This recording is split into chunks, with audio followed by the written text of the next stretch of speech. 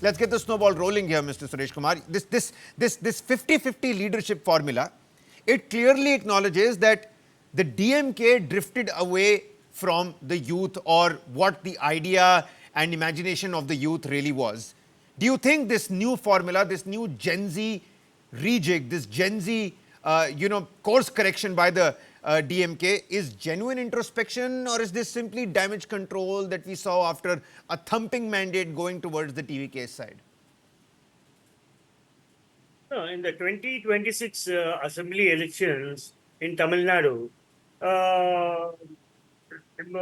the age between 18 and 35, both men and women, overwhelmingly supported TVK. Yeah. That is the reason Joseph Vijay could secure 107 seats. That was the reason. The Gen Z played a major role, and their social media, the reach to the youth. That was another one reason which happened. But now the DMK is all out strengthening the Gen Z. There are a lot of... Do you think it will work? Do you think it will work? And why I'm asking you this, Mr. Suresh Kumar, is because, you see, it's not just about the approach or the strategy. We've seen it in the case of Tamil Nadu alone, that it's not just about ideology, it's also about the individual. So there is a celebrity factor that comes into play. Now, whether that's going to reap long-term dividends, we'll have to wait and find out. But do you think this new course correction, and we're again waiting for Udhanidhi Stalin because he's in London, the gentleman will have to come back and then they will sort of rejig it again. Are they a little slow? Because this is not the first Gen Z event that DMK has done. They did so in the past as well. Mr. Kabir, see, after the elections, DMK's debacle, a committee was set up, a 36-member committee, and they've given a report to DMK President M.K. Stalin. What went wrong constituency-wise, why they failed. We get reports about 45 to 50 district secretaries are going to be removed from the party. And youth will be placed as district secretaries. That's a good move. The future hope for DMK now is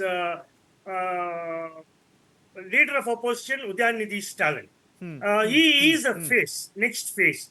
That is between Joseph Vijay and Udhanidhi Stalin.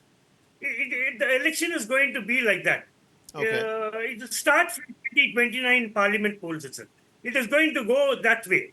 And DMK is making strong their footwork amongst the youth. That is what. And they're going to change and add a lot of senior district secretaries. It's going to be very interesting to see whether that actually works out because, sir, creating posts is one thing. And you also want to keep hold of 50% of those senior office bearers. But will the Gen Z actually get decision-making power? That's something that we'll have to wait and find out. I'm going to come back to you. Mr. Vijayan, what's your assessment here? Many argue that, Chief Minister Vijay's popularity as a film star, it powered the TVK and the TVK's thumping majority. That was a big reason, which is why I'm again saying it's not just the ideology, it's the individual and the man behind that, that banner and that whistle symbol. How do you convince the voters in this setup that this movement, this fiefdom that Vijay is enjoying this time around can actually outlast the celebrity appeal that comes with Vijay? Gabi, thank you for having me over. I think the political parties have smelled the coffee, and they've also realized that if you want to win elections, it's not just about rallies, posters, and cadre networks. It's also about how do you appeal to Gen Z. Gen Z is the future of the country, and it's about Instagram Reels, YouTube Shorts. Yeah.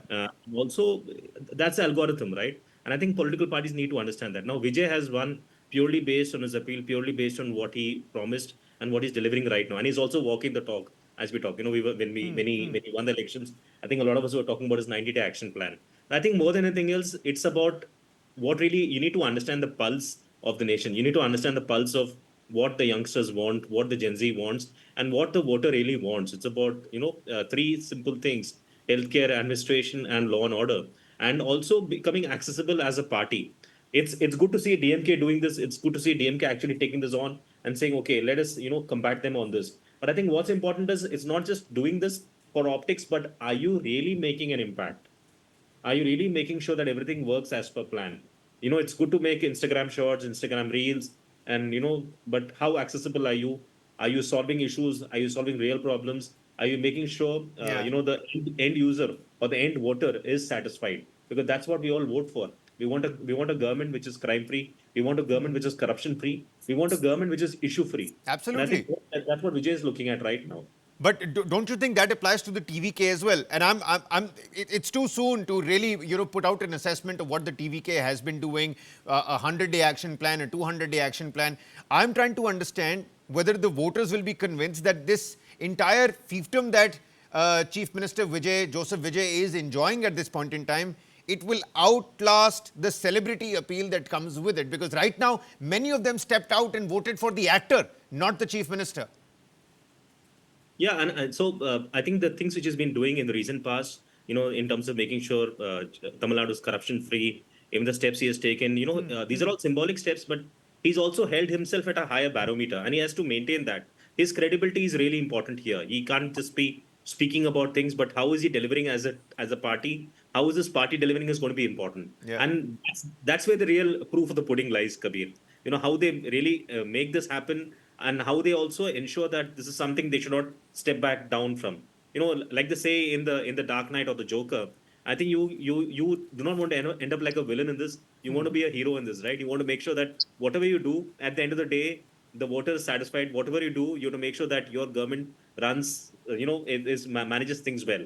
And I think that's going to be Vijay's biggest problem. It's also going to be his credibility also, because his credibility is at stake and he has to deliver from day one. I think if he's doing it, it's great. It also shows that other parties are really keen and they want to win like him, which just goes to show that, like you said, DMK Yeah, wants yeah, to yeah. You're right on one point. The other parties think that TVK has done something right and they do want to follow suit. Rajalakshmi, what's your opinion here? Are we overestimating the Vijay factor, or has Tamil Nadu genuinely, shifted its paradigm when it comes to politics? We know that it has entered a post-Dravidian, a more personality-driven political era, but is it here to stay? Shekhar Vijayan said that the voters have smelt the coffee, but how long before they smell the coffee again and understand this is all algorithm, nothing else? Hello, Kabir, and it is good to be on your show again. And yes, a lot of things have changed in Tamil Nadu. And if you have noticed, most of these dynastic parties, yes, I'm going to go out and say that. Because here, a lot of these parties, they have power concentrated in just a few individuals. And especially so in the DMK. And even in the AIDMK, there were key leaders, like there were larger than life leaders like MGR and Yeah. Jayalalitha. So all of that. So now, this generation of youth, this Gen Z especially, they have not really witnessed any of these leaders, and they are not really fascinated by their charm. So they are not really touched by any of that. And also, they do not really connect with this Dravidian politics. And to add to it, very efficiently, Joseph Vijay has actually positioned himself, and he has created this perception that both these parties, the establishment, he has spoken against the establishment per se. So he has created this image that he is against the establishment and that he is going to bring in a new era of Tamil Nadu politics. So that is a kind of a message.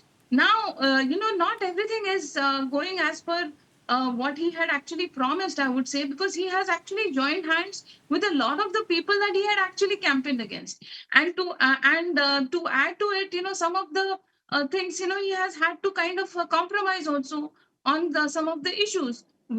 So he has had to maybe join hands with some of these Dravidian forces themselves. So all of that is not going to go well in his favor. Now, coming to the DMK actually has got 50% of it right, I would say. Now they're looking at this 50% addition of seats, addition of positions. Yeah. But like you almost But stole do you my think words this when you step, Rajalakshmi, do you think this step is going to, come to fruition? Can a party like the DMK, of course, some dynastic faces over there, consolidation of power in just a few figureheads, but with that consolidation of power comes actual money strength, comes financial strength, comes actual administrative strength. Do you think a party like the DMK can successfully modernize looking at this new blueprint that TVK has now got to offer without diluting the ideology, the identity that it thrives on as well? Yes, very interesting, Kabir. You almost stole my words when you spoke about how the power, the DMK has still kept 50% of their power intact. So, the words that they have used, that they do not want to upset the senior leadership. And at the same time, they Okay. want to bring in new, fresh blood. Now, the problem with that is that here, what happens is now there may be a lot of problems, there may be a lot of issues with a lot of these senior leaders, but then you can't let go of them because they have a hold on the electorate. That is not how things go in the BJP. So that is the reason why you have the BJP, on a completely different tangent if you look at it in terms of electoral victories.